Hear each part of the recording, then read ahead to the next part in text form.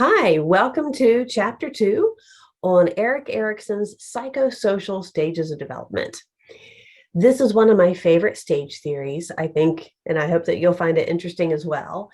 Before we jump into it, let's take a little bit of a look at exactly what is a stage theory and how do they describe human development. So first of all, stage theorists believe that their stages are cumulative. So just like a cumulative exam in my top meme, that means that it adds up. What you learn at stage 1 builds onto stage 2 and builds onto stage 3 and so on. So the things that you learn build and are cumulative. Secondly, they believe that this change is very gradual, very slow, like our little sloth over here.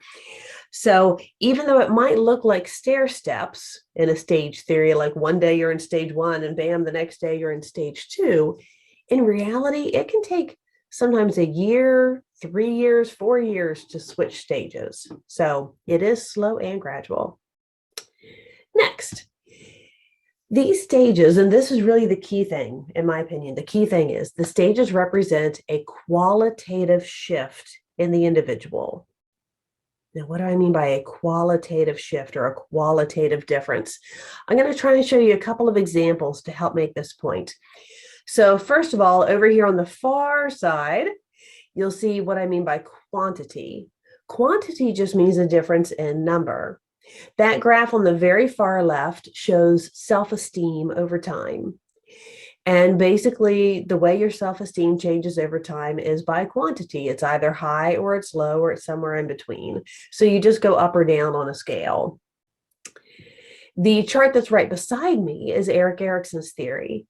And it's not that you're changing in number or in quantity or amount. It's a qualitative shift in how you think and how you feel and about yourself and others. Let's see if this might help. Oh, where's my cartoon? Oh, okay. First of all, a little sub point. So what do I mean by qualitative change? That is a change in trait or characteristic, not just in quantity or amount. Okay, so now I'll show you my visual examples. So a change in trait. So I love this cartoon. So focus on the little lines in the back table. It says Teddy longed for that coming of age moment when he could feast with the adult lions. Until then, he would sit at the fold-away card table with the rest of the cubs. How many of you had an adult table and a kids table at the holidays? If so, that is a qualitative difference. It's not that just that there's a difference in age, that at the card table, they are an average age of 4 and the adult lions are an average age of 10. No, it's a qualitative, a trait change, a characteristic change. They eat different foods. There are different manners expected. There's different conversation. It is simply qualitatively different. Also, we will find that with stage theories, there are qualitatively different ways that we think. So here's a simple question. Which row has more squares, top or bottom? As an adult, how would you figure that out? I bet you'd probably just do a quick count. 6, 6, they're the same. Little kids think differently than we do.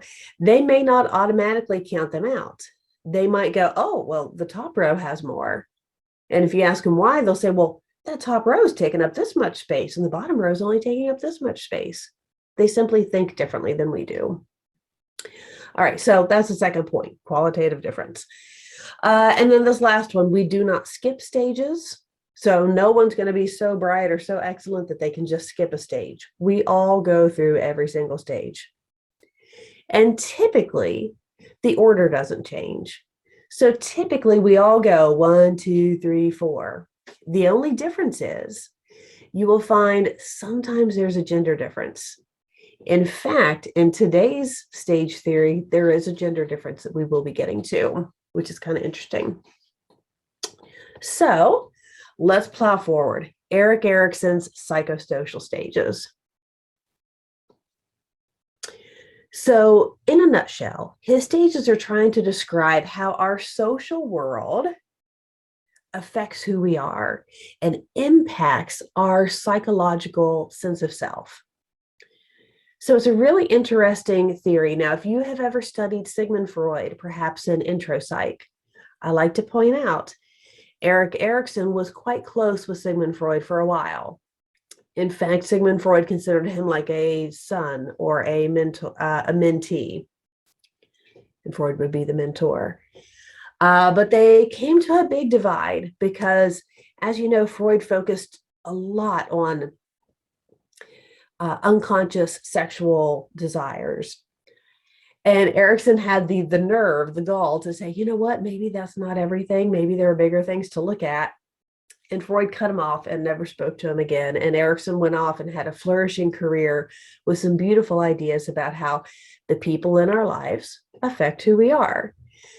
You can really relate that to Bronfenbrenner's microsystem, which we just covered. So remember, what is the microsystem? The people who are closest to you in your life that have a direct impact on you. Could be parents, grandparents, siblings, friends. Again, it depends on each individual and who's closest to them, but the people to whom have, again, are close enough to have a direct impact on you. Something happens to them, you feel it. They say something, it impacts you, okay? Now, he does have a full stage theory that goes from birth until death. We, however, will only be covering the school age years. Each stage is considered to be a conflict, a psychosocial conflict. So the word psychosocial, that's new for you. So psycho refers to psychology. Social, the interactions that you have with others, okay? So how people affect how you feel psychologically.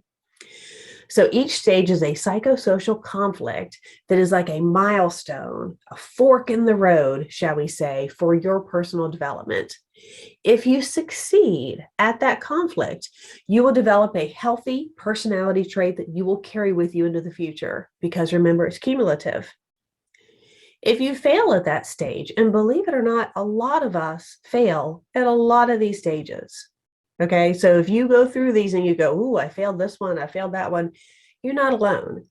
It's kind of 50-50 as to whether or not you succeed or fail at a stage. So if you fail, all that means is you might have gained an unhealthy or a maladaptive personality trait that you carry with you into the future. Now, let me show you what I'm talking about. If you were to succeed in each one of these traits, let me describe the type of person you would be. So up here at the first one, you would learn how to trust others and believe that other people have your back. Autonomy, you would feel like you have control over your own behaviors and that you're able to take care of yourself. Initiative, you're good at making decisions and working with others. You're a leader. Industry, you feel like you are competent and you have self-esteem in regards to how you work with your peers. Identity, you know who you are exactly in the world of gender roles and political roles and career. Intimacy, you have good, close relationships with others.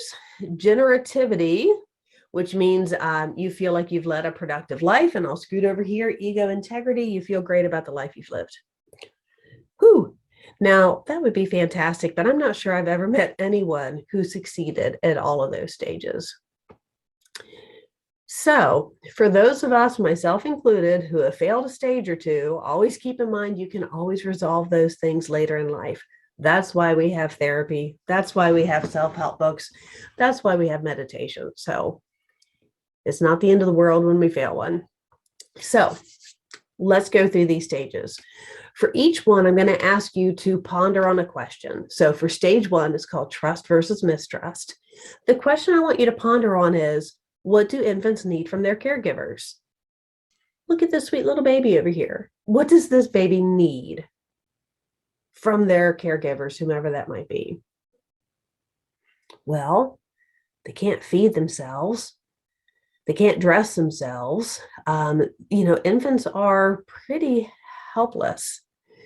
When it comes to that first year of life, trust versus mistrust, they really require dependable care and comfort from their caregivers. They need to know that when their diaper is dirty, someone's going to change them. When they're hungry, someone's going to feed them. And when they need love, someone's going to pick them up and hold them. That is what they need. If they get what they need, they will succeed at this stage. So, again, if they succeed, this causes them to have a loving, trusting bond with their caregiver because they have learned that their caregiver is there to meet their needs and to provide them with that dependable, reliable care. And really, the key there is dependable and reliable, that when they need it, they know they're going to get it. However, if they fail at this stage because their caregiver was not dependable or reliable, this can cause them to withdraw from their caregiver. It can cause them to have fear and anxiety and be less trusting of others.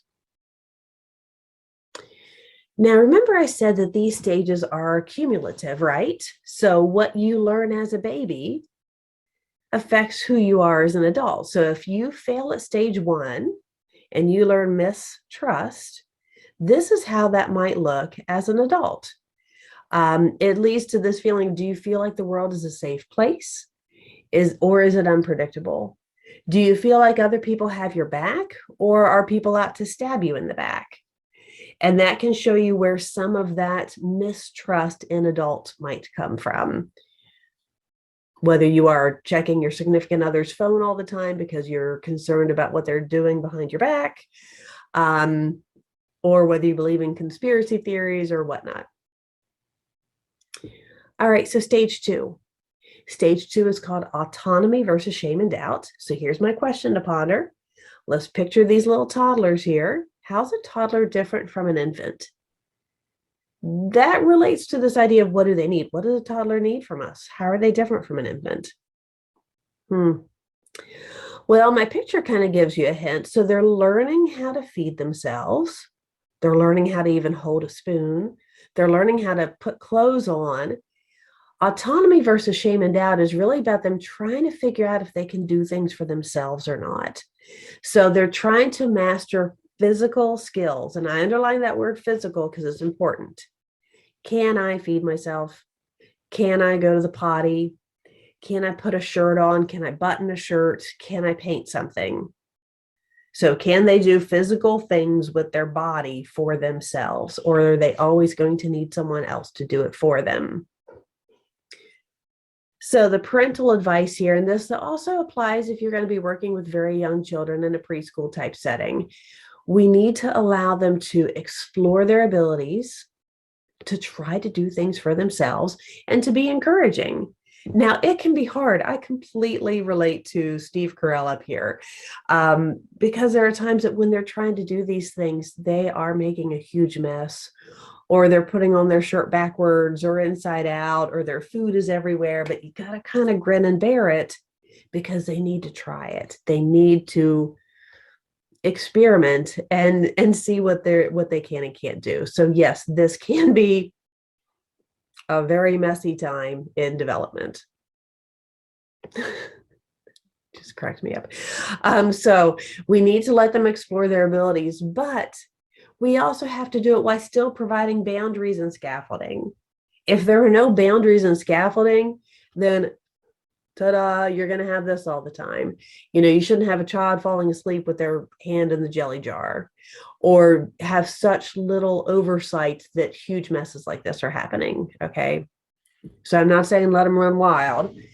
Again, they need to have some boundaries and know what they can and can't do. And scaffolding is simply a cognitive term. We'll learn about this with Lev Vygotsky. Scaffolding means support, that you're there to help them and guide them while they're trying it. So some more parental advice. It's a very delicate balance. Stage 2 and 3 are pretty difficult for parents because you don't want to be the helicopter parent that is hovering all the time and doing everything for them. And you also don't want to be the nagger that's constantly criticizing them and telling them what they're doing isn't good enough. So try not to do everything for the child. So as a teacher, you don't want to cut everything out for them or they'll never learn how to cut. And also don't overly criticize them for their failures or they're going to give up and not want to try.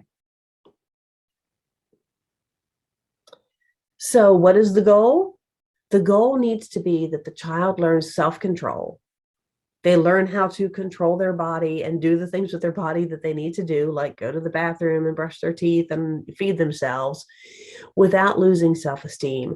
Potty training is one of the biggest issues during this time period. There are a lot of kids that end up feeling a lot of shame over the fact that they are struggling with that, and potty training can take a very long time.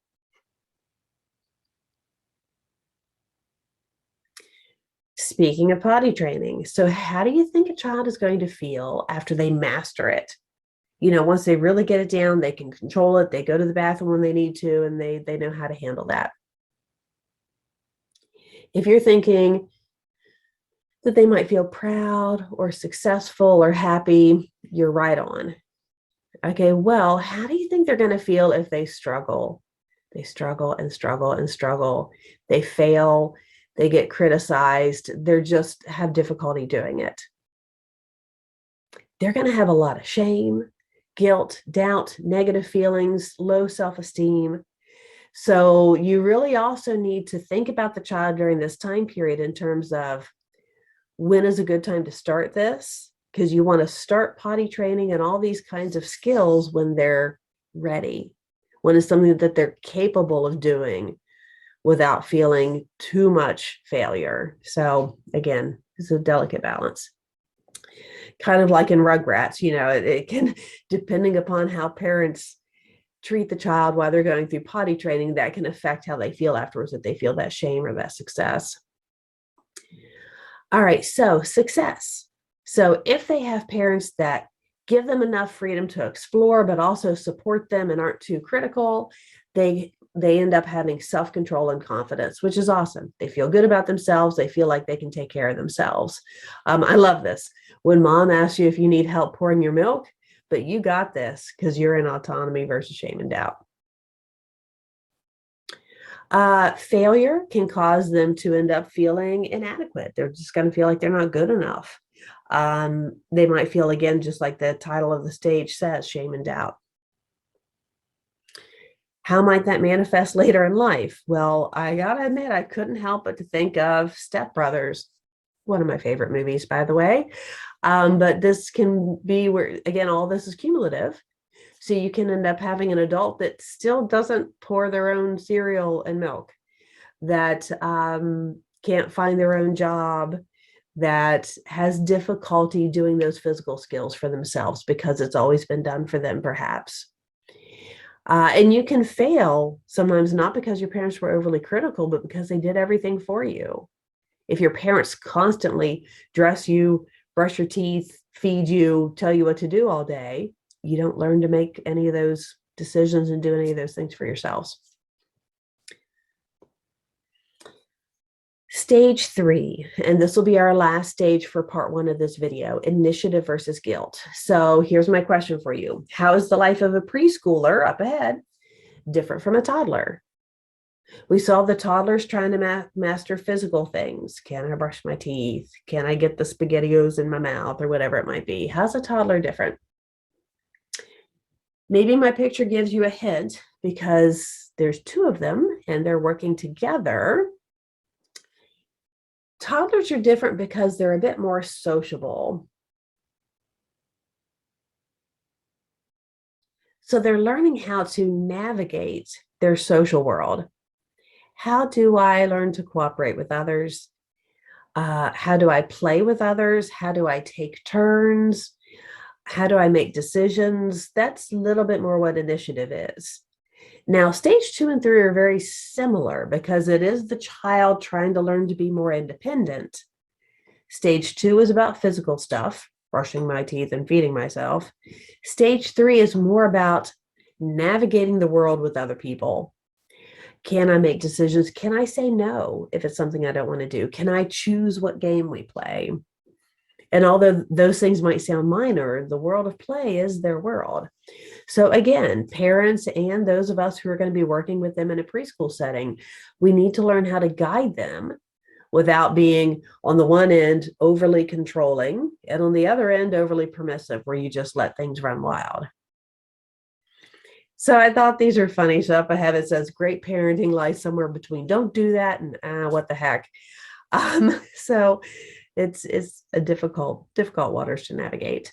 So here, ages 3 to 6, children need to learn how to assert themselves, but how to do it appropriately. That asserting themselves doesn't mean being bossy and it's always their turn and they're always the leader and they're always in charge. That's not it. Assert themselves appropriately, to give their opinion, to make some decisions, to say no sometimes and see how that goes, that they need to learn how to express themselves, but in an appropriate way that isn't too bossy or controlling. If they have success here, they're going to feel capable of making decisions, capable of leading. If they fail here, and usually the reason that they fail is because they're overly criticized or overly controlled, that can cause them to doubt themselves as a decision maker.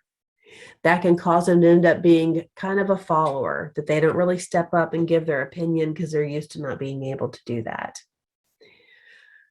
So a great thing you can do during this stage, and we'll look at this in a moment, is this idea of giving them choices and giving them opportunities to lead. So what does success in stage 3 look like in adults? There are a lot of researchers out there who say stage 3 is where leaders are born.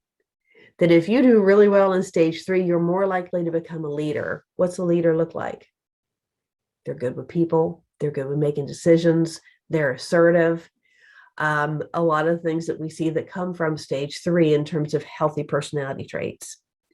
If you fail, you might be more likely to be a follower, someone who's a bit more submissive, someone who is more likely to just sit back and wait for someone else to tell them what to do. So some teaching tips. If you plan on working in preschools or working with kids during this age period, again, it's ages 3 to 6. So this can include some of your kindergartners. You want to give them choices. Maybe not everyone has to draw the exact same thing. Maybe not everyone has to be doing the exact same activity at the same time. Give them some choices. So would you like to work at the art station, or do you want to work at the handwriting station? So today we've got 2 things we can work with. We can either team build and build a castle, or you can come over here and work with Play-Doh. Okay, simple choices that are age appropriate. Give them opportunities to lead. If you're working in pre-K or kindergarten, this is a great time to use things like line leader, classroom helper. Give them that opportunity to see themselves in that position. And lastly, reinforce good choices. How else are they going to know that they've made a good decision unless you reinforce it? So every time they do make a good choice, let them know that. A simple choice you can give children is what snack they'd like to have. So I might ask my daughter before bedtime when she was in this age period, so, would you like to have a snack? Now, if she says she wants marshmallows or chocolate, not necessarily a good choice.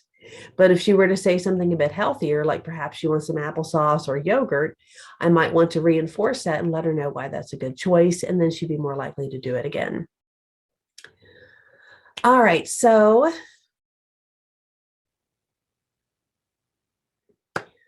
all right, this is going to be where we pause. We will pick up at stage 4 in the Erikson part 2 video. Thank you very much for your attention.